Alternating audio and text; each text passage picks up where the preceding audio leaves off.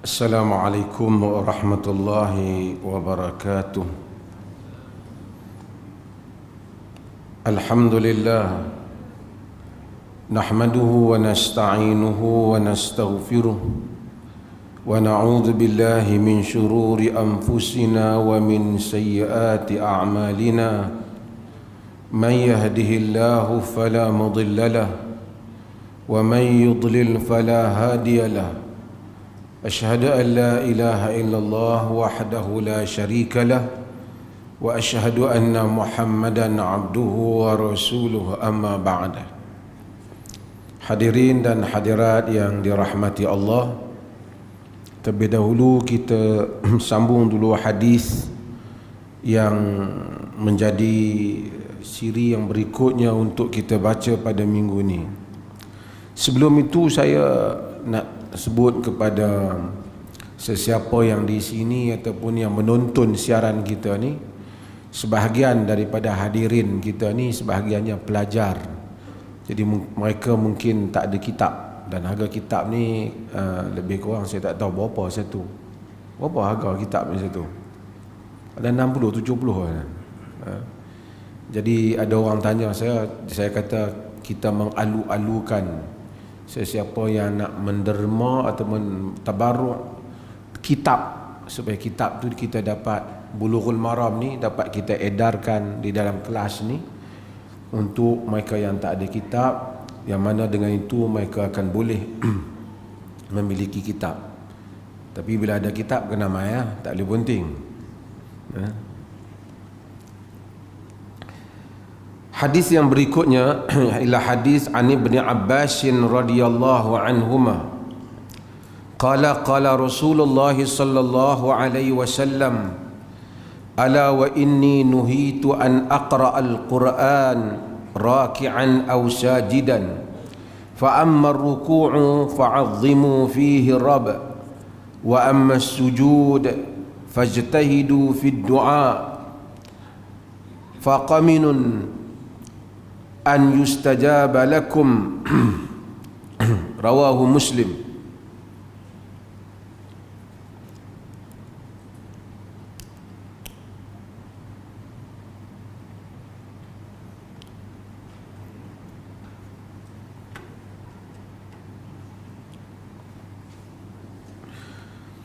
Daripada Ibnu Abbas radhiyallahu anhuma, katanya, kita terjemah dia dulu dan kemudian kita syarah hadis. Katanya, sabda Rasulullah sallallahu alaihi wasallam, ala wa inni nuhitu an aqra al-Qur'ana raki'an aw sajidan. Ketahuilah sesungguhnya aku nuhitu, aku dilarang. Tu bukan aku melarang, yakni majhul. Aku dilarang, macam umirtu, aku diperintahkan. Nuhitu, aku dilarang. An aqra al-Qur'ana raki'an aw sajidan, untuk aku membaca Quran ketika rukuk ataupun sujud. Yakni dilarang membaca Quran ketika rukuk ataupun sujud. Fa amma ar-ruku'u fa'azzimu fihi ar-rabb. Adapun rukuk maka ta'zimkan, besarkan Rabb, yakni Tuhan.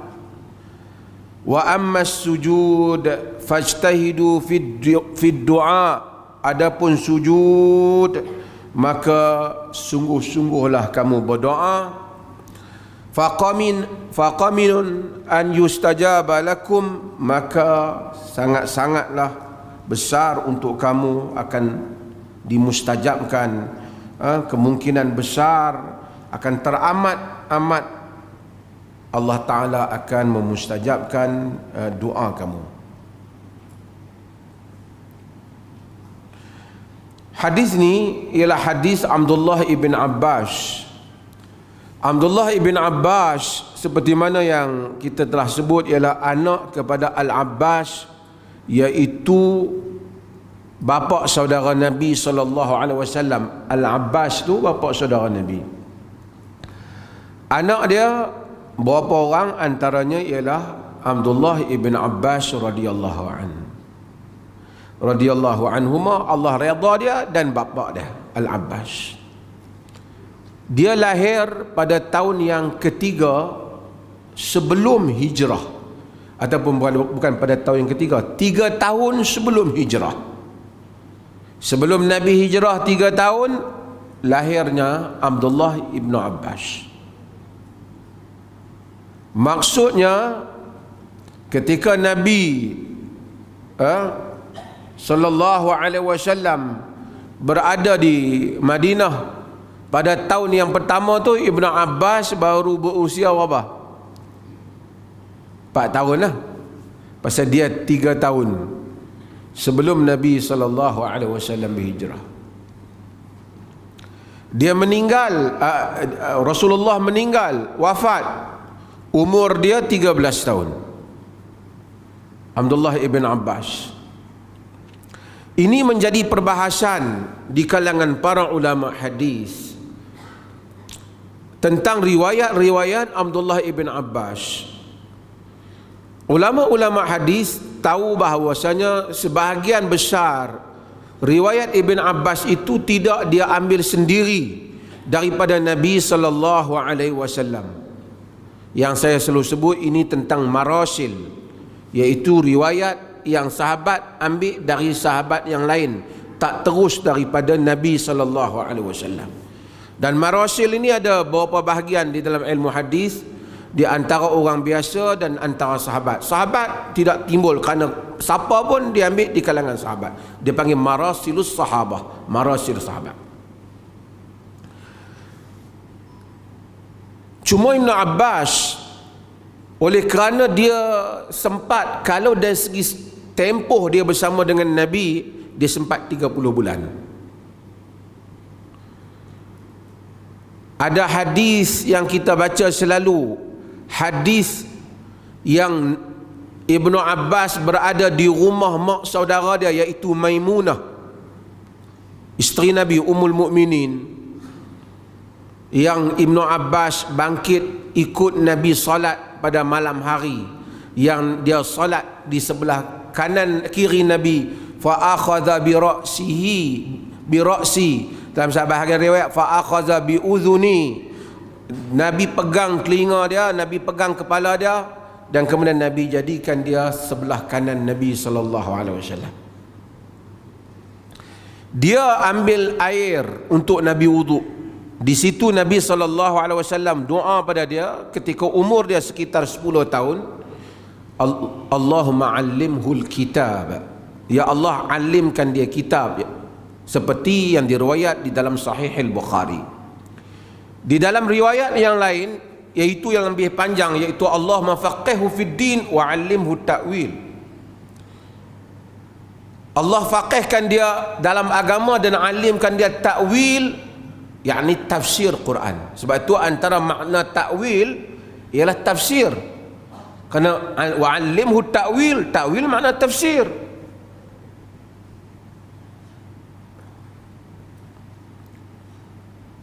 Para penulis orientalis mereka petikai Ibnu Abbas ini kerana mereka kata, macam mana riwayat Ibnu Abbas ini begitu banyak, sedangkan khulafa yang 4 pun tak lebih banyak pada Ibn Abbas.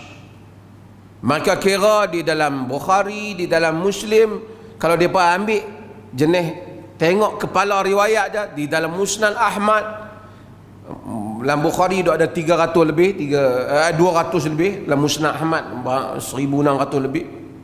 Mereka kata ini sampai 1600 sampai 1700 mengatasi khulafa sendiri. Ini tak logik.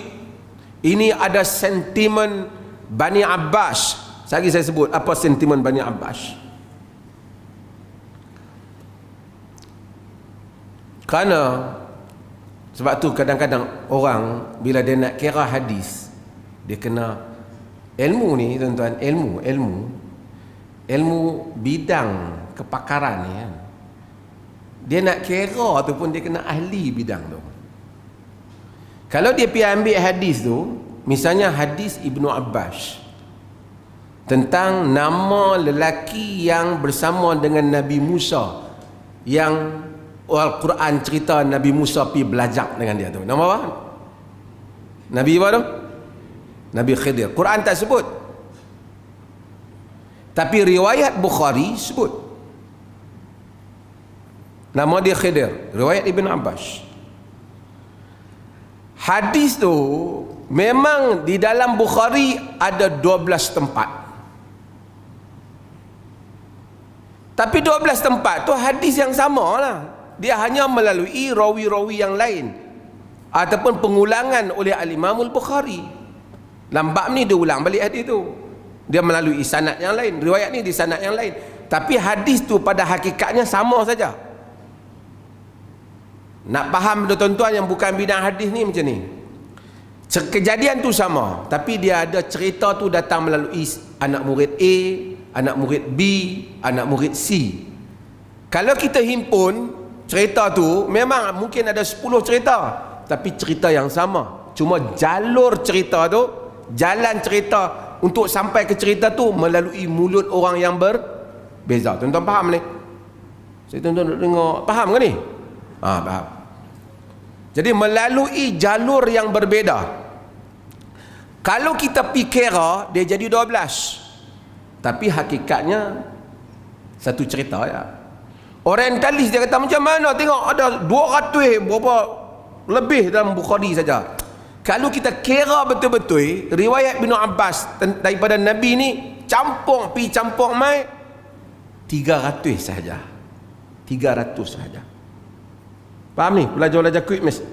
Maksudnya 300 saja hadis yang Ibn Abbas kata dia ambil daripada Nabi atau dia riwayat daripada Nabi. Sama ada dia riwayat langsung daripada Nabi, itu beberapa hadis, atau dia riwayat daripada sahabat lain. Bila sahabat lain, dia artinya dia tak tengok Nabi, pasal dia Nabi wafat umur dah 13 tahun. Jadi bila dia nak riwayat hadis daripada sahabat, dia tak kata sami'tu Rasulullah, aku mendengar Rasulullah, kerana dia tak dengar. Dia hanya akan kata qala Rasulullah, kata Rasulullah, ataupun qala Rasulullah an Rasulillah, daripada Rasulullah. Sebab dia tak sebut rawi yang sebenarnya, bukan dia ambil terus sahabat lain. Mungkin dia ambil daripada Ibnu Umar, mungkin dia ambil daripada Abdullah bin Amr. Jadi jalan itu dia tak habaq lah, sebab dia kira sahabat-sahabat dia lah, cuma dia mudah. Hal yang seperti itu tidak boleh dibuat melainkan sahabat sahaja, tak boleh dibuat. Sahabat saja boleh buat ni. Kalau selain para sahabat buat macam ni, mursal ni timbul masalah. Tapi Al-Imam Syafi'i ada panjang bab mursal ni, yang dibahaskan dalam kitab dia Al-Um tentang mursal dan syarat-syarat mursal yang dia terima. Ini satu ilmu tentang mursal. Ilmu ni pelajar-pelajar quiz yang ada ni, belajar ilmu ni banyak. Art, seni, untuk memutuskan sesuatu hadis tu Nabi kata ke bukan Nabi kata.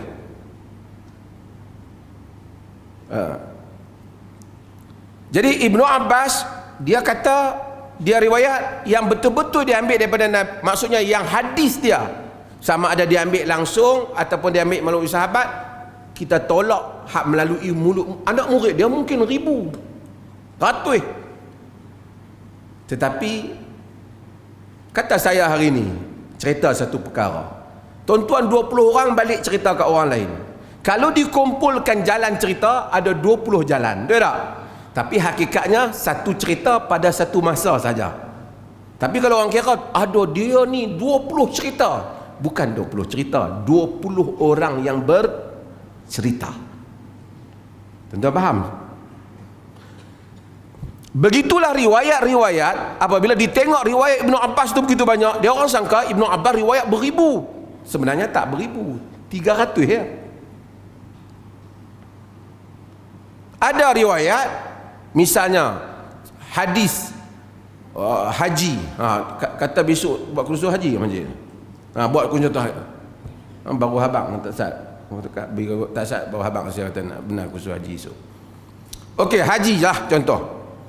Hadis Ibnu Abbas, if'al wala haraj. Nabi kata, buat tak macam mana pun tak apa. Nak dahulukan cukok kau, nak dahulukan melontar kau, if'al wala haraj. Buat tak apa. Riwayat tu saja ada 13 kali di dalam Sahih Bukhari. Hadis yang sama tapi melalui sanad yang berbeza. Jadi kalau kira hak dua tadi tu ada berpuluh dah hadis yang sama. Ini mustasyrikun ataupun orientalis, dia kira kepala saja dia confused. Dia kata Ibn Abbas ni tak betul, banyak sangat. Sebab tu arts dalam nak kira, ilmu, mengira data, mengira fakta. Okey, saya balik pada isu. Banyak hadis-hadis palsu juga yang disandarkan kepada Ibnu Abbas berhubung dengan kelebihan Bani Abbas. Pasal apa kelebihan Bani Abbas ni? Tuan-tuan tahu kerajaan Abbasiyah. Ni kita cerita politik sikit. Kerajaan Abbasiyah, ni cerita politik zaman dulu-dulu. Kerajaan Abbasiyah ialah kerajaan yang datang Bani Abbas. Dia datang selepas kerajaan Bani Umayyah. Tuan-tuan yang bukan study sejarah Islam ni, dia mula-mula khalifah selepas Nabi wafat siapa dia? Tuan Mahathir. Jauh sangat siapa? Abu Bakar Siddiq. Okey, Abu Bakar Siddiq. Apabila Abu Bakar wafat, datang apa? Omar tak apa, dia datang mudah. Datang melalui pesanan Abu Bakar. Jadi Abu Bakar pesan, ada sahabat yang macam reluctant sikit masa awal tu, nampak Omar keras, tapi akhirnya semua agree, setuju. Cuma bila Omar wafat, kena tikam, Omar mula satu sistem, dia calonkan 6. Bila dia calonkan 6, 4 tarik diri, akhirnya tinggal 2. Kalau macam saya sebut sebelum ini, kalau Abu Ubaidah Al-Jarrah ada, tentu dia calon kat Abu Ubaidah Al-Jarrah, dia tak buat calon 6. Kita tahu dah dia akan buat macam Abu Bakar. Tapi dia pun tak tahu nak calon siapa, dia letak 6. 6 ni mana-mana pun boleh. Pendekkan cerita, tarik diri, Abdul Rahman bin Auf juga tarik diri, orang yang Omar sayang juga Abdul Rahman bin Auf. Fa innahu mulham, kata Omar kepada Abdul Rahman bin Auf, orang yang diilhamkan. Dia juga tarik diri. Tinggal 2 calon, iaitu Uthman dan Ali. Abdul Rahman bin Auf lah yang pertama membuat kutipan suara di kalangan sahabat orang Madinah. Ali Uthman. Cuma orang percaya kat dia yang mengisytiharkan di dalam masjid pada orang ramai. Kamu setuju apa aku ni istihar? Dia kata kebanyakan orang yang aku tanya, mereka nak Uthman. Jadi Uthman jadi. Itu dah mula pungatan suara. Macam pilihan raya lah. Dia mula. Jadi carungkan Uthman. Ketika itu lagi sudah ada bibit kelompok. Sehingga sebahagian buku-buku sejarah akan tulis wa kana min syi'ati Uthman wa kana min syi'ati Ali. Dia dari Syiah Uthman, daripada Syiah Ali. Syiah tu bukan Syiah hari ni ni. Syiah tu maksud penyokong Uthman masa kes nak jadi khalifah. Kes Ali nak jadi khalifah, kes Uthman nak jadi khalifah. Itu penyokong Uthman, itu penyokong Ali. Bila Uthman dibunuh, tak ada. Al-Afiqi bin Al-Aqi telah ambil negara berapa puluh hari, tak ada. Pemberontak jahat ambil negara. Kemudian memaksa sahabat. Ali menjadi khalifah dalam keadaan keterpaksaan, kerana tidak ada pilihan. Kalau tidak, pemberontak menguasai dunia Islam. Sahabat sebahagian tak puas hati. Mereka kata, tapi Ali kata aku bukan jahil. Mereka masuk jumpa Ali, bayya'naka ala an tuqima hudud Allah. Kami berbaiat pada engkau dengan syarat engkau menegakkan hudud Allah, hukum Allah, iaitu membunuh pembunuh Osman. Ali jadi khalifah dalam keadaan yang macam Maulana Abul Hasan Ali An-Nadwi tulis dalam bukunya Al-Murtada. Dia kata dalam keadaan yang suasana yang tak pernah dialami oleh sahabat. Cakap-cakap merata, cerita mata, keadaan tegang, macam-macam pendapat, tuduhan. Ada kata Ali terlibat, ada kata Ali tak terlibat. Tim Muawiyah tak mau ikut, Aisyah juga tak mau. Aisyah juga membantah pembunuh Osman, bukan tak mau pada Ali, tapi bantah kerana tim yang duduk macam-macam. Berlaku pembunuhan di kalangan sahabat, mati. Berlaku peristiwa perang Jamal antara Aisyah dengan Ali. Berlaku Siffin. Habis itu Ali apabila telah dibunuh oleh Khawarij, ketika dia sedang salat, tikam dia, yang mengambil jawatan dia ialah Al-Hasan bin Ali. Ramai orang terlepas, dia ingat Muawiyah ambil terus. Al-Hasan bin Ali ambil. Al-Hasan bin Ali ambil, dia tengok Al-Hasan bin Ali mentahqiqkan makna yang Nabi kata ketika Nabi tengok Al-Hasan, inna ibni hadha sayyid fala'alla Allah yuslihu bihi baina fi'ataini 'azimataini minal muslimin. Dalam hadis yang diriwayatkan oleh Imam Muslim, anakku ini cucu, anakku ini sayyid, kata Nabi. Sayyid ni tuan lah, sebab tu kita panggil keturunan Nabi ni Sayyid. Inna ibni hadha sayyidun, kata Nabi, anakku ini Sayyid. Mudah-mudahan Allah Ta'ala mendamaikan dia dua fi'ataini azimataini minal muslimin, dua puak yang besar di kalangan kaum muslimin. Puak apa? Puak Ali dan puak Muawiyah. Hadis ni juga mensabitkan juga Muawiyah minal muslimin. Muawiyah minal muslimin. Sebab Nabi kata fi'ataini azimatain minal muslimin. Al-Hasan bila dapat jawatan, dia damaikan, dia serah jawatan tu pada Muawiyah. Sebab tu Syiah ni dia tak apa happy dengan Al-Hasan. Dia jarang sebut nama Al-Hasan, dia sebut nama siapa banyak? Husain. Dalam aliran Sunni, Imam Mahdi dia pergi ke Al-Hasan, majoriti Sunni. Syiah Imam Mahdi mari ke Husain. Kita jarang dengar ya Hasan, ya Hasan, dia jarang. Dia sebut apa? Ya Husain. Dia tak syiah ni, pisrah ni. Okey, apabila Muawiyah merintah, Muawiyah ni daripada Bani Umayyah. Umayyad tu orang kata Bani Umayyah. Bani Umayyah ni Muawiyah bin Abi Sufyan bin Harb sampai kepada Umayyah. Ini jalur Bani Umayyah. Cuma Muawiyah ni dia telah mulakan satu benda yang timbul kontroversi. Dia mula melantik anak dia, sedangkan sebelum ni semua lantik syura.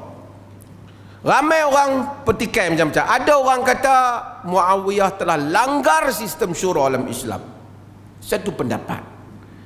Tetapi dalam politik dia lain. Kalau nak dinilai, apabila Muawiyah telah menubuhkan 40 tahun Muawiyah di dalam politik, sehingga sebahagian para sahabat kata kepada orang yang hina Muawiyah, aku bimbang jika engkau melihatnya, kau menyangka dia Al-Mahdi yang dijanjikan.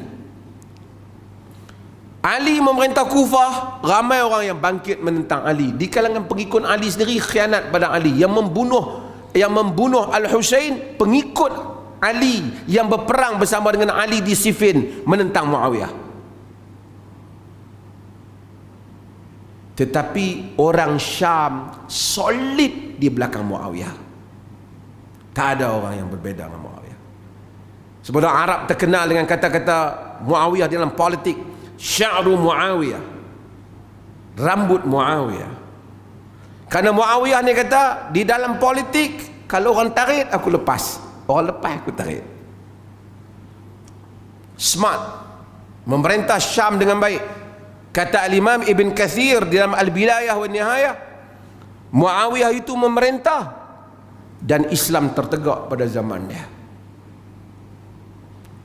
Tertegak pada zaman dia. Awwalu jaishu ummati yarkabuna al-bahr wajabat. Umatku yang pertama menaiki kapal dapat masuk syurga dengan berbagai riwayat. Kapal yang pertama Muawiyah zaman Uthman bin Affan memerangi tentera Kristian. Tak apalah kontroversi Muawiyah. Siapa yang ni ustaz-ustaz yang minat ni, yang dengar dia baca buku antara yang menarik, buku yang ditulis oleh Munir Ghadban, Muawiyah bin Abi Sufyan, sahabiyun jalil wa malikun mujahid. Muawiyah bin Abi Sufyan, sahabiyun jalil wa malikun mujahid. Muawiyah ni dia merintah, dan lepas pada dia yang ambil Yazid anak dia. Macam saya kata tadi, ada orang tak puas hati pasal orang kata Muawiyah tak ikut syura. Tetapi apabila sistem kerajaan tu dah kuat, kalau dikembalikan balik kepada kabilah-kabilah Arab untuk mengundi nak jadi siapa, sekali lagi bertempur. Tapi kalau diturunkan kepada sama dengan kabilah, rangkaian kerajaan dah ada. Itu pada pandangan Muawiyah. Kita boleh setuju, kita boleh tak setuju. Tapi pengalaman bertukar-tukar ni telah berperang di kalangan Arab. Telah berperang di kalangan Arab. Kita okey, Arab perang, kita tak.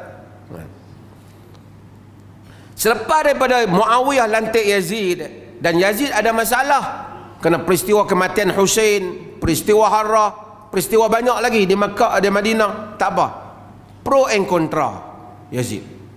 Lepas pada itu diganti-ganti. Antara Bani Umayyah yang tuan-tuan kenal, tuan-tuan semua tahu, ialah Omar bin Abdul Aziz. Ini keturunan Bani Umayyah. Ini di antara khalifah Bani Umayyah.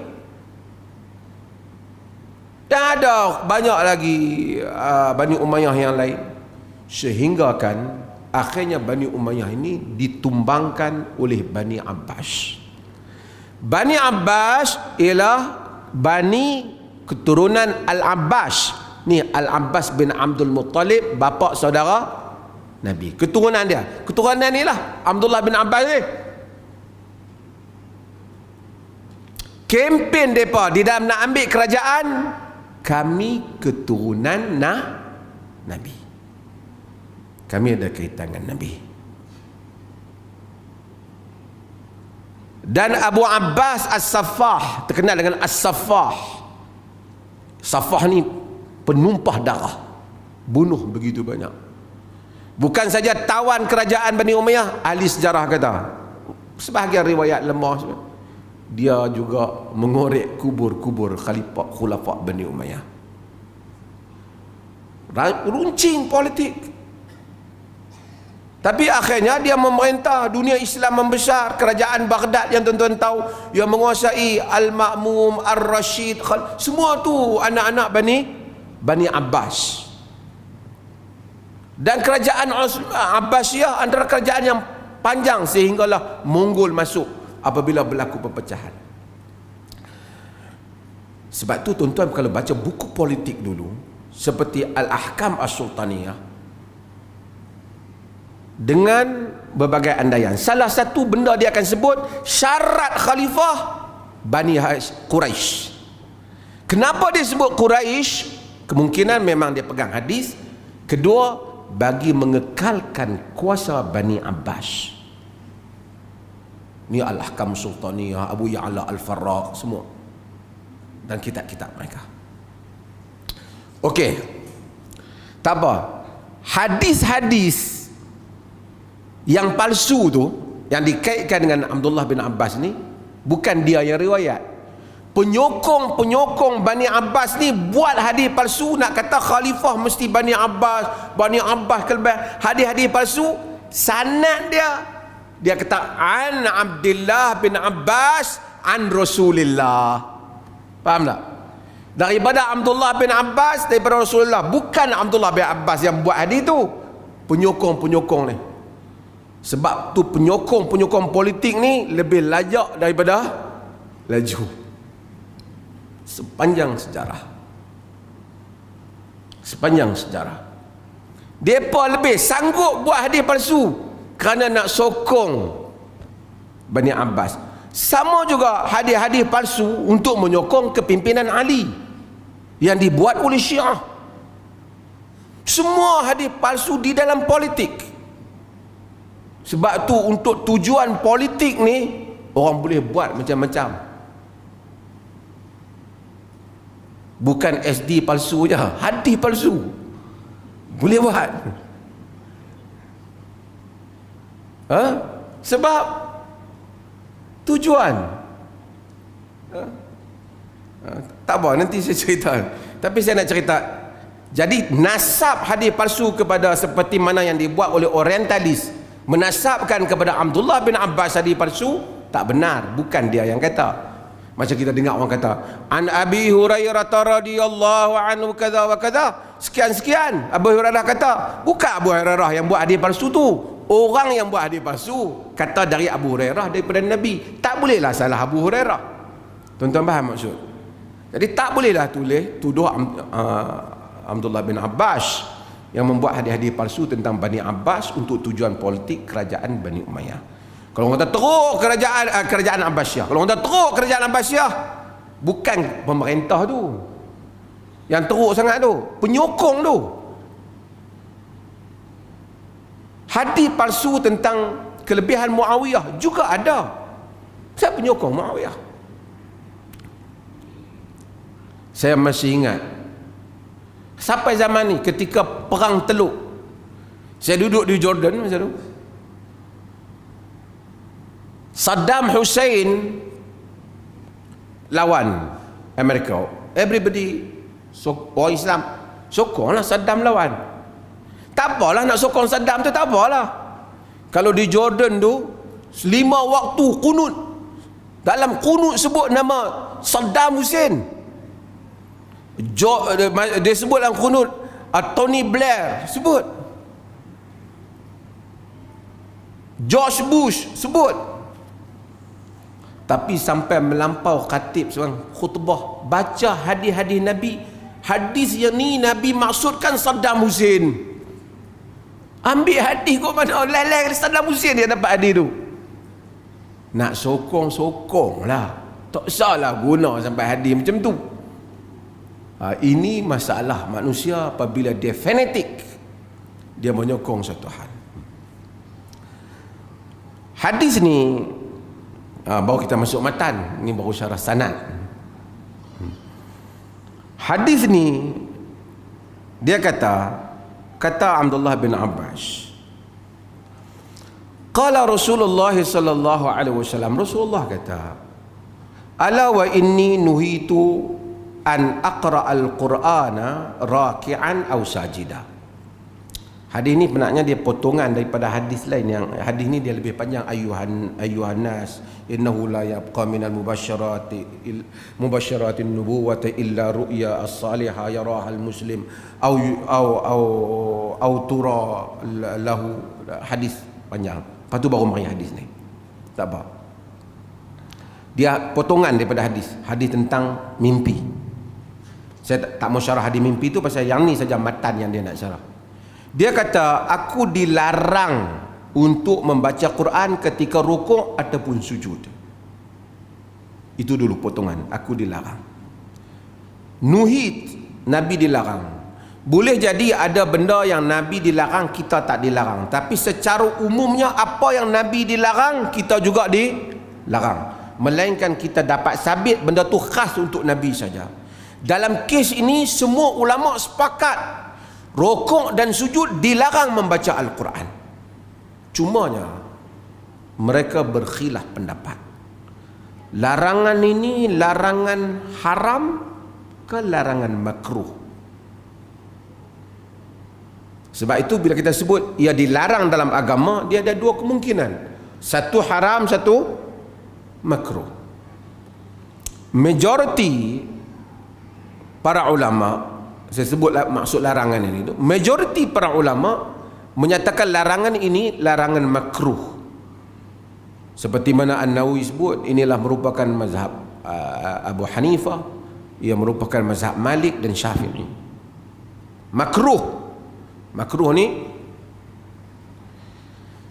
tak dapat pahala, kalau tinggal dapat pahala, cuma tak berdosa lah. Tapi makruh ni dalam Hanafi ada beberapa kategori dia lagi, yang pasti mana yang kita sebut dulu. Di dalam mazhab Imam Ahmad, dia kata haram, pasal larang haram. Demikian juga dalam mazhab Ibn Hazmin Al-Andalusi juga haram. Cuma yang saya nak sebut sikit, saya nak sebut apa yang Syekhul Islam Ibn Taimiyah rahimahullah sebut nama ni. Dulu saya dah sebut. Tuan-tuan, baca Quran ni mulia ke tak mulia? Mulia. Tidakkah bacaan Quran, membaca Al-Quran itu afdalul zikr, sebaik-baik zikir? Betul tak? Sujud benda yang mulia ataupun tak? Rokok benda yang mulia ataupun tak? Kenapa tak boleh baca Quran di tempat yang mulia? Walaupun jumhur kata sebab rokok dan sujud tu menyebabkan kita duduk di bawah, Quran duduk di atas, itu andai jumhur. Tetapi kenapa Allah tak bagi? Dalam hadis Ali kata, nahani Rasulullah larang aku daripada buat benda ni. Kenapa? Kata Ibn Taimiyah, sebab agama ni ikut Allah arah. Logik kata rokok baca Quran mesti bagus ya. Sujud dalam hadis Muslim yang selalu kita baca, aqrabu ma yakunu al-abdu min rabbih wa huwa sajid, yang paling dekat hamba daripada Tuhannya, hal keadaan dia itu sujud. Tapi dia tak bagi baca Quran. Logiknya bagus ya, bagi menunjukkan kepada kita ibadah mengikut apa yang Allah dan Rasul ajar. Andaian tak boleh, kalau dia kata tak baca, walaupun logik kata bagus, logik kita bagus, itu syariat. Bab lain tak apa, bab ini dia telah buat ketetapan kepada kita. Dia kata fa amma ruku', adapun ruku', fa'azzimu fihi rabb, maka hendaklah kamu membesarkan kepadanya ar-rabb. Yani azzimu ni ta'zim, azim, yani mengagungkan ya. Sebab tu Arab ni banyak azim, hadza amrun azim, ini perkara yang sangat besar. Wa amma sujud fajtahidu fid du'a, adapun sujud bersungguh-sungguh doa. Di dalam hadis Uqbah bin Amir, dia riwayatkan daripada Nabi sallallahu alaihi wasallam, dia kata apabila turunnya fasabbih bismi rabbikal azim, bertasbihlah dengan nama Tuhanmu al-azim. Nabi sallallahu alaihi wasallam, ini surah Waqiah, Nabi kata ij'aluha fi ruku'ikum, jadikan dia pada rukuk kamu. Tu kita baca subhana rabbiyal azim. Bila turun pula sabbihisma rabbikal a'la, dalam hadis Uqbah bin Amir dia kata, Nabi kata ij'aluha fi sujudikum, jadikan ia pada sujud kamu. Sebab tu masa sujud kita baca apa? Subhana rabbiyal a'la. Di samping ada bacaan-bacaan yang lain, nanti apabila sampai hadis tu saya akan syarahkan hadis tu. Tetapi Nabi kata pada sujud inilah paling dekat, paling mudah untuk Allah memustajabkan doa kamu. Maksudnya dalam sujud kita disuruh berdoa, dan Nabi SAW berdoa. Sebab itu tuan-tuan, kita ni banyak terlepas. Setengah orang dia kata, jumpa kita, dia kata, hampa untunglah boleh pergi Mekah, doa Tuhan terima sana. Ya benar, itu faktor tempat. Tapi faktor masa dan waktu dan amal yang paling dekat hamba dengan Allah ialah semasa sujud. Tadi kita semayang ada 6 sujud. Sagi Isya ada 8 sujud. Banyak kita terlepas untuk kata, ya Allah ampunlah aku, ya Allah beri rezeki pada aku. Kita terlepas. Mungkin kita sama dengan imam cepat. Sebab itu kita salat malam, kita sendirian, sujud boleh lama, minta lama. Walaupun hadis yang lepas rukuk kelihatan macam lebih panjang daripada sujud, tetapi Nabi suruh kita fajtahidu fi doa, sungguh-sungguh doa. Doa. Bayangkan satu orang bangun qiyamul lail, waktu mustajab, perbuatan yang mustajab. Malam 1/3 yang akhir mustajab. Sebagai riwayat 2/3 yang akhir. Sujud tempat yang mustajab.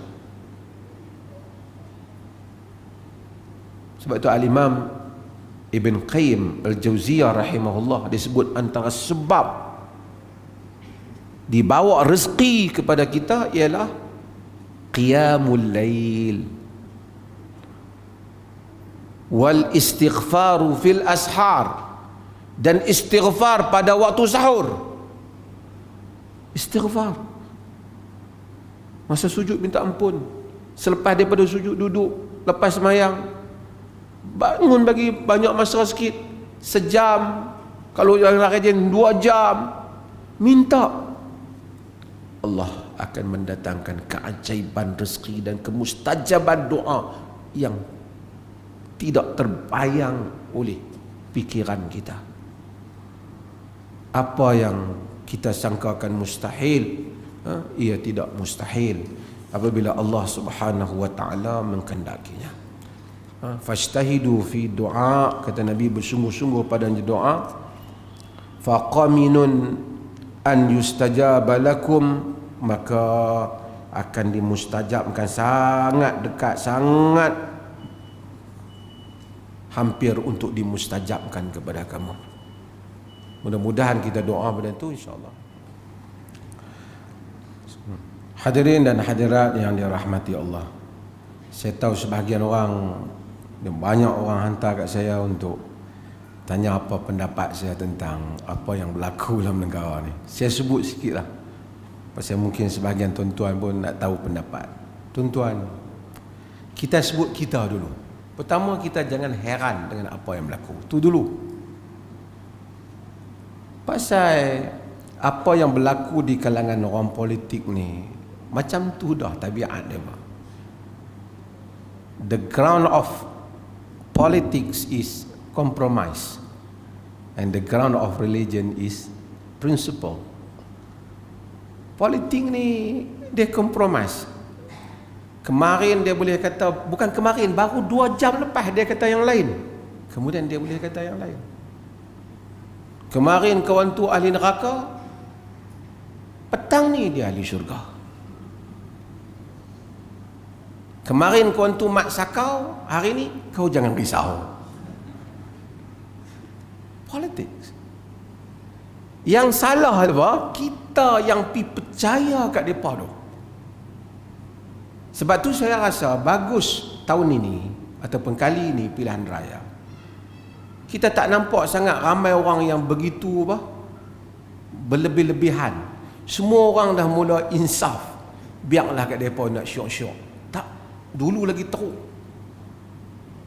Apatah lagi dulu apabila sebahagian apabila penyalahgunaan kuasa, pegawai kerajaan pun kena terlibat.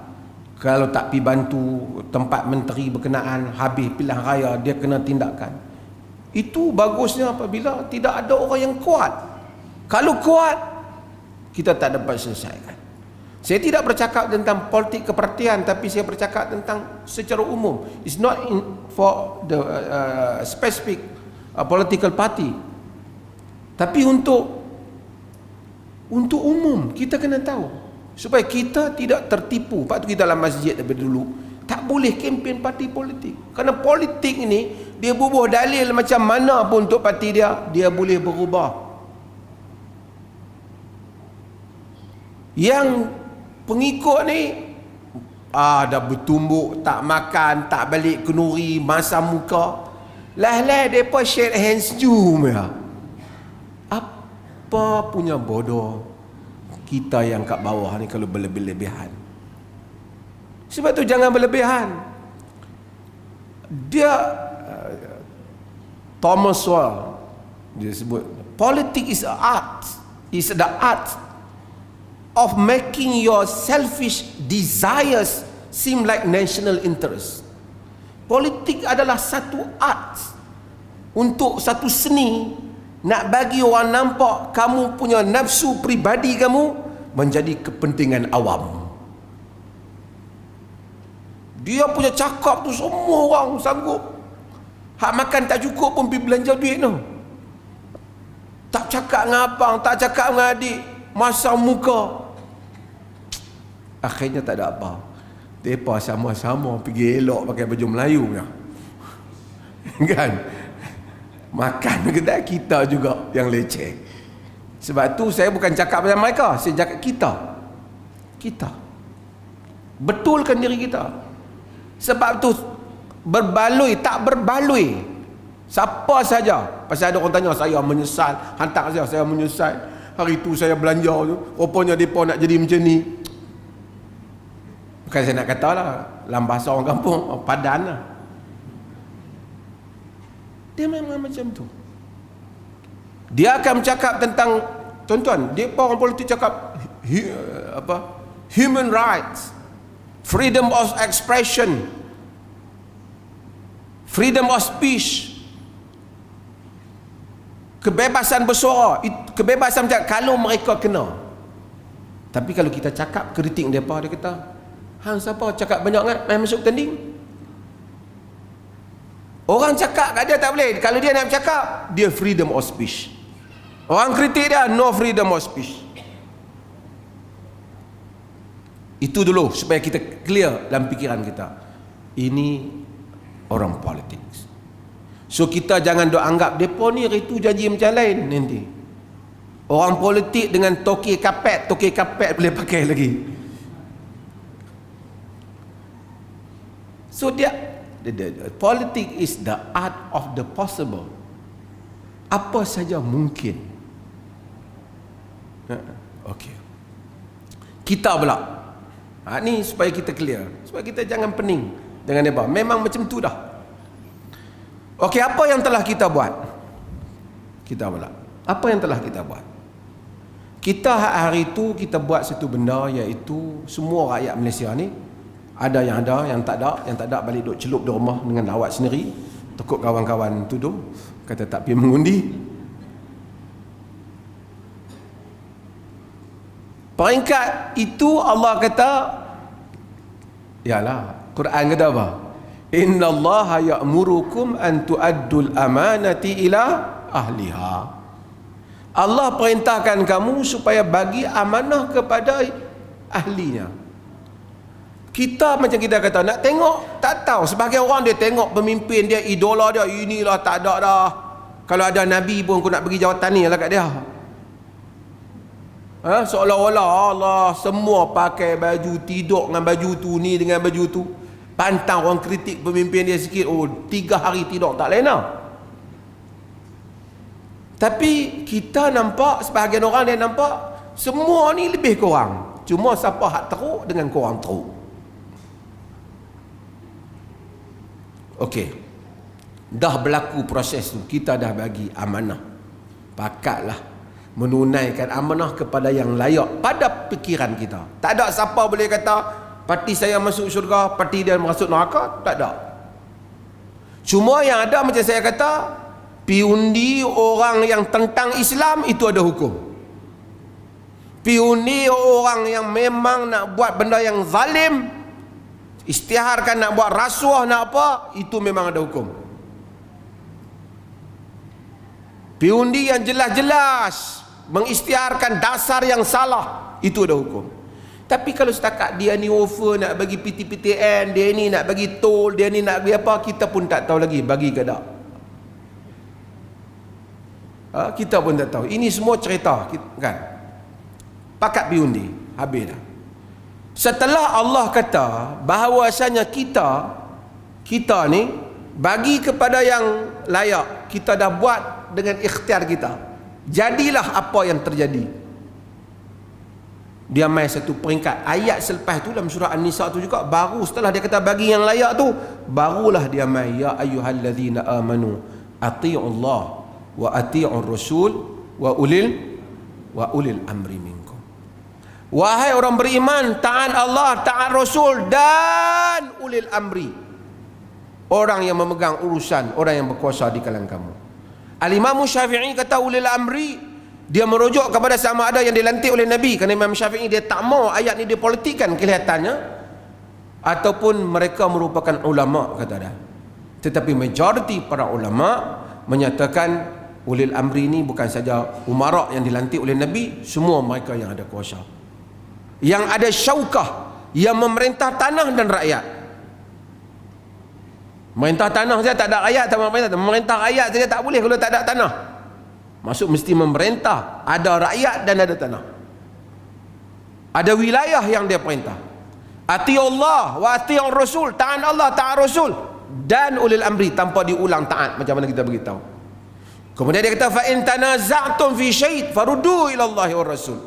Kalau kamu berselisih dengan mereka ni, kamu berselisih dalam apa-apa perkara, balik pada Allah dan Rasul, balik pada Allah dan Rasul. So sekarang satu orang dilantik, mungkin ada kita sesuai, kita tak sesuai. Pertama, yang lantik itu dalam sistem kita dia beza. Ada pula yang di Pertua Agong, ada pula sistem dia juga bukan ada solid power. Ulul amri telah buat keputusan, mereka lantik satu orang. Kita mungkin setuju, mungkin tak setuju. Tapi Nabi kata alal mar'i muslim as-sam'u wa ta'ah ma lam yu'mar bi ma'siyatin. Fa idza umira bi ma'siyatin fala sam'a wala ta'ah. Bagi setiap orang muslim dengar dan taat selagi mana dia tak menyuruh pada maksiat. Apabila disuruh pada maksiat, tidak ada dengar dan tidak ada taat. Dia baru naik. Macam Yazid yang baru naik, tidak ada alasan untuk siapa pun keluar. Sebab itu apabila Yazid baru naik, Ibnu Abbas, rawi yang kita baca, Abu Sa'id Al-Khudri dan juga Ibnu Umar, bahkan Abdullah Ibnu Zubair menasihati Al-Husain bin Ali supaya tidak keluar ke Kufah. Sebab tidak ada reason untuk menentang, kerana belum membuat apa-apa kemungkaran. Jadi apa-apa saja pemimpin yang naik, walaupun kita setuju tak setuju, kita tunggu dulu dia nak buat apa.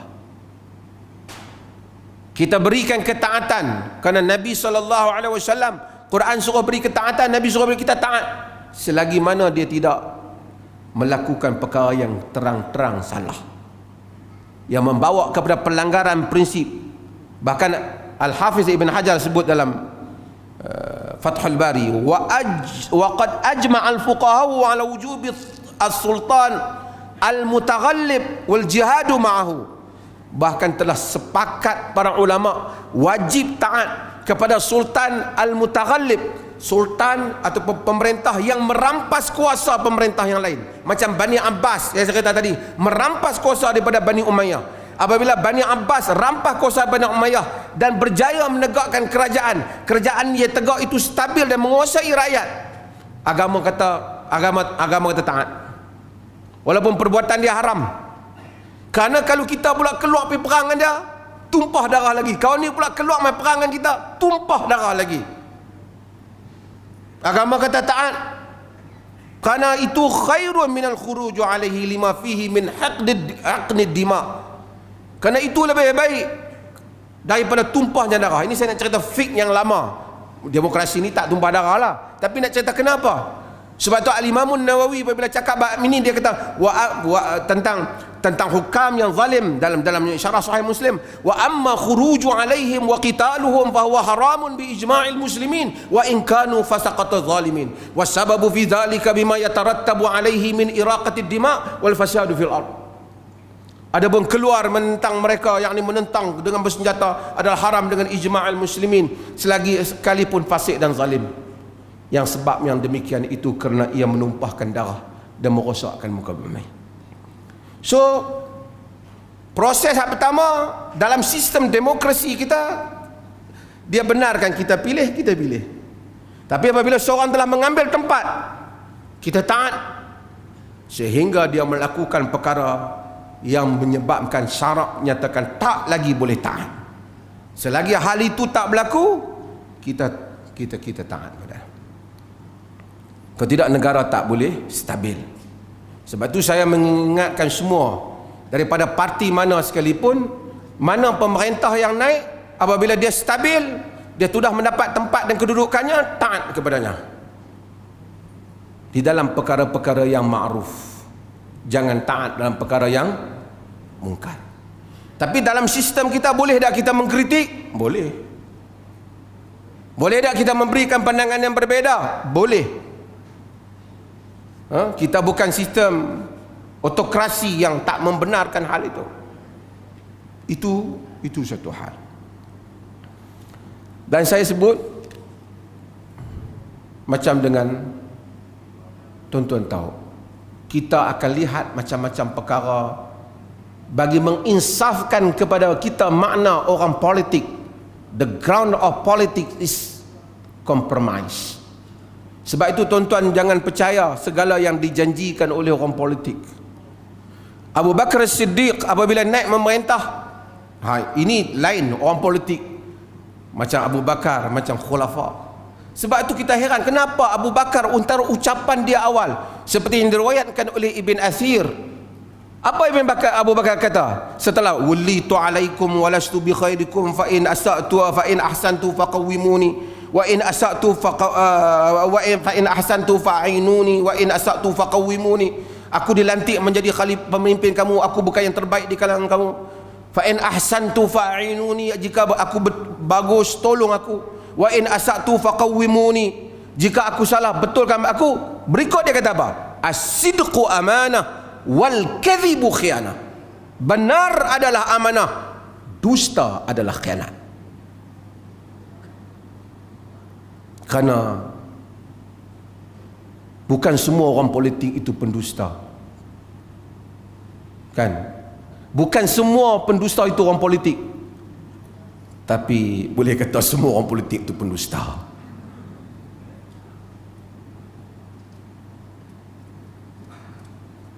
Cuma kita macam itulah. Lepas pada ni ramai orang. Sebab itu tuan-tuan, saya nak patah balik sikit, iaitu kepada semua orang Malaysia, tak payahlah sangat berjuang untuk politik ni. Bagus baru ni lah. Kita politik ni kita syok-syok macam barat, sikit-sikit ada bendera cukup lah. Don't spend your money untuk politician ni. Saya takut, wallah alam, saya takut tak dapat pahala apa. Rugi lah. Bukan daripada prinsip. Ini semua sembang lah. Sembang masa tengah malam pukul 12, tamat waktu kempen, habis petang pukul 6, jadi lain dah. Sebab itu tuan-tuan, beristighfarlah siapa yang belanja banyak dah. Satu. Saya ada soalan, tapi saya nak jawab soalan yang kedua untuk orang Perlis. Ada orang tanya, macam mana dengan siapa pun perubahan kita terima, macam mana saya sebut. Cuma saya nak sebut, ada orang tanya macam mana dengan prinsip-prinsip pegangan Islam di negeri Perlis ni, adakah politik boleh mengubahnya? Saya tak mau jawab panjang, tapi saya nak baca ni undang-undang tubuh negeri Perlis. Pasal ramai nak tanya saya ni, supaya boleh potong negeri hak ni untuk jawab hak duk susah hati. Kadang-kadang hak luar Perlis susah hati lebih daripada Perlis lagi kan. Tapi insya-Allah tuan-tuan, kita doakan siapa pun mai melakukan yang terbaik dan kita bersahabat dengan semua orang. Al-aslu as-silmi was-salam. Asal semua kebaikan dan perdamaian. Siapa pun mai. Kita sebelum ni pun tak sokong orang politik, selepas ni pun tak sokong orang politik. Wa in janahu lis-silmi fajnah laha. Jika mereka cenderung kepada perdamaian, kita hendaklah berdamai. Cuma saya sebut untuk tuan-tuan duk tanya kan, sekali jumpa tanya lagi, sekali jumpa tanya lagi. Negeri Perlis kita ni macam mana? Untuk hak dalam dan luar tahu. Negeri Perlis ni dia sebut dalam undang-undang tubuh negeri Perlis agama negeri.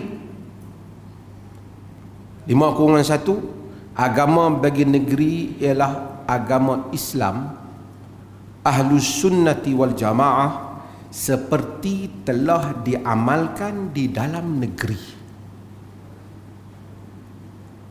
Tuan-tuan faham maksud saya? Maksudnya Ahli Sunnah wal Jamaah seperti yang diamalkan dalam negeri, Ahli Sunnah seperti yang ditafsirkan oleh pihak MAIPS adalah sesuatu yang ada di dalam undang-undang tubuh. CEO MAIPS pun dah juga. Okey. Bahkan Perlis ni lebih pada tu, saya sebut baca kelayakan raja, harta raja. Dia kata apa? Raja itu hendaklah seorang daripada bangsa Melayu dan darah keturunan dan darah raja keturunan pemerintah-pemerintah negeri Perlis dan laki-laki dan beragama Islam Ahlus Sunnah wal Jamaah. Syarat raja tu Ahli Sunnah wal Jamaah tadi seperti yang diamalkan, telah diamalkan dalam negeri. Ini untuk orang yang tanyalah macam mana pegangan Ahli Sunnah di Perlis ni, pejabat MAIP dengan pejabat mufti sajakah? Tidak. Saya baca jawatan menteri besar. Ni bukan, ni umum untuk orang tahu, pengetahuan. Apa dia kata? Lebih dahsyat lanjut. Ni tahun 48 buat ni. Kita semua pun tak lahir lagi. Cikgu Bakar kena baca doa banyak kat depa ni, bagus buat ni. Saya baca apa dia kata? Tiada boleh diangkat mana-mana orang menjadi menteri besar melainkan ia itu daripada bangsa Melayu dan beragama Islam Ahlus Sunnah wal Jamaah. Jadi kalau orang tanya macam mana pegangan Perlis ni, ikut musim kah? Duduk dalam undang-undang tubuh.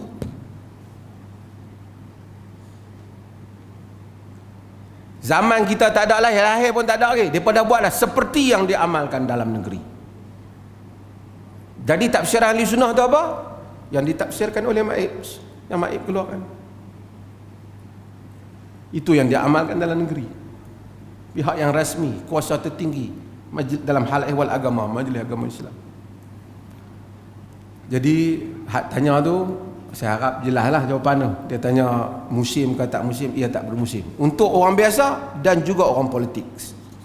Kan kita seimbang. Siapa tanya kita jawab, siapa tunggu kita sampai. Insya-Allah. Saya jawab ni soalan dia ni nampak macam kritikal ni. Saya habis soalan ni. Tuan-tuan malam ni dah jamuan eh? Dah jamuan eh? Tak apa, tuan-tuan lambat pun bini tak marah, ada nasib. Lelaki yang belum menikah, kalau dia berniat di dalam hati, dalam kurungan bukan lafaz, niatnya, nanti selepas nikah, kalau aku ucap bye-bye kat isteri aku, ia sama macam aku lafaz, aku telah ceraikan kamu. Dia kata, dia buat kurungan. Soalannya nanti selepas nikah, adakah niat itu masih diguna pakai dan valid? Adakah nanti kalau saya ucapkan bye kepada isteri saya sama dengan saya lafaz aku telah ceraikan? Seperti dalam niat itu, bolehkah menarik semula naik itu sebab saya belum nikah lagi, saya takut. Saya kata yang tu bukan niat, yang tu was-was.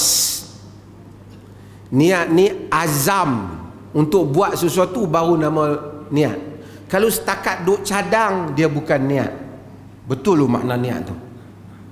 Man hamma bihasanah, man hamma bisayyi'ah, baru cadang nak buat jahat. Niat azam. Maksudnya niat ni yang boleh menghalang dia kejadian dia lah. Kita pergi nak bunuh orang, sampai-sampai dia tak ada di rumah, tapi kalau ada, dia memang mati. Niat hak azam macam tu, itu yang dikira dalam banyak perkara. Nanti saya akan ada pengecualiannya.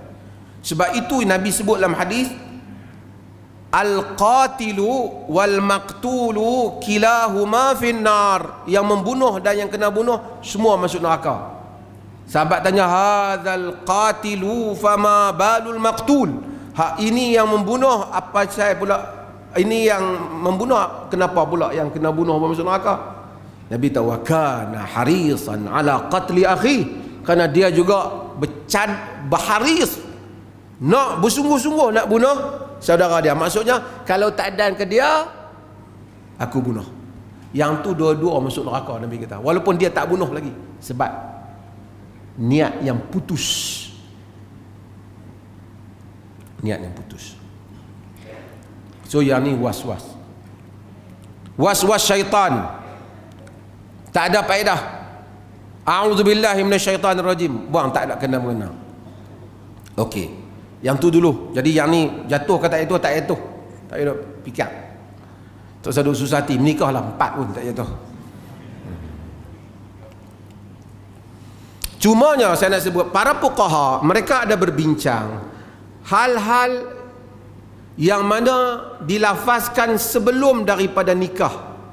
Misalnya satu orang kata, aku nikahkan engkau, aku ceraikan engkau kepada satu orang perempuan, sedangkan dia tidak bercerai lagi, sedangkan dia belum bernikah lagi, dia kata aku ceraikan kau, dia kata pada satu orang perempuan. Kemudian dia kahwin dengan perempuan tu. Masa dia kata tu, dia tak apa? Dia tak menikah lagi, tapi saja dia syok, aku ceraikan hang. Lepas tu duduk sebulan ke 2 bulan, jadi jodoh, menikah diorang tu. Adakah ungkapan cerai sebelum itu dipakai? Fuqaha menyatakan tak dipakai, kerana dia cerai ketika itu, dia tak ada kuasa cerai. Dia bukan suami, maka dia tidak ada kuasa, dia tidak jatuh talak dalam hal itu. Ini juga tentang masalah ta'liq, yang sebab tu ta'liq itu diucapkan selepas dia akad. Kerana kuasa cerai ada di tangan dia. Sebelum tu dia tak ada kuasa cerai. Hak ni saya jawab sikit lah, nak bagi tuan-tuan solat makan. Apa dia ni? Benarkah dikatakan bahawa pakaian yang kita pakai ketika menziarahi jenazah saudara Islam kita hendaklah ditanggal dan dibasuh selesai balik dari menziarahi, kerana dikatakan terpercik darah mayat? Kalau betul darah mayat tu terpercik ada di baju tu, kena basuh lah. Tapi kalau tak ada darah mayat, setakat kita pegang mayat saja, tidak dibasuh. Orang Islam bila dia mati tidak menjadi najis hanya kerana memegang dia. Walaqad karramna bani Adam, kami telah memuliakan bani Adam. Kan? Al-mu'min la yanjus. Orang mukmin itu bukan najis. Dalam hadis Abu Hurairah. Sebab tu maka dia tidak najis. Jadi dia pegang tak najis. Cuma orang tua-tua dulu, dia kata buang tanggai tu, takut hantu orang mati ikut balik rumah. Hak tu kalau tuan-tuan berjaya juga, tahu lah. Setengah orang tu dia fobia, dia kata kenan lah, badi lah. Kita ni kadang-kadang benda tu kita pergi percaya. Lepas kita percaya, syaitan ambil kesempatan, dia ikut sungguh supaya menguatkan lagi kepercayaan kita tu. Lepas tu, itulah aku duk kata kat hang tak percaya sangat. Macam kita, satu orang, kita pergi tengok orang tu buat benda salah, gantung tangkai bubuh kat anak, ikat tangkai di tangan ke, di leher ke. Kita pun tengok buat apa ni, yang ikat ni tak betul ni. Ni tamaib dan semua ni Nabi larang. Man 'allaqa faqad asyrak. Tak boleh. Dia pun macam tu ustaz tu, ataupun macam tu ni haji tu, tak apalah, saya pun tak tahu dia ikut orangnya, dia pun pergi potong budak tu menangis sungguh malam tu. Dia kata, itulah aku duk kata, hangpa tak percaya sangat. Syaitan ambil kesempatan supaya kita percaya benda tu. Sebab tu kita bukan dia potong. Yang mula-mula dia bergantung pada tangkai. Bila dia potong, tak ada bergantung pada apa. Sepatutnya bila dia potong, dia bergantung pada Allah. A'udzubillahi minasyaitonirrajim. Dan dia baca qul a'udzu birabbin nas, qul a'udzu birabbil falaq, baca ayatul kursi, supaya meninggalkan hal-hal ni semua. Wallahu ta'ala alam. Sallallahu ala nabiyina Muhammad walhamdulillahi rabbil alamin.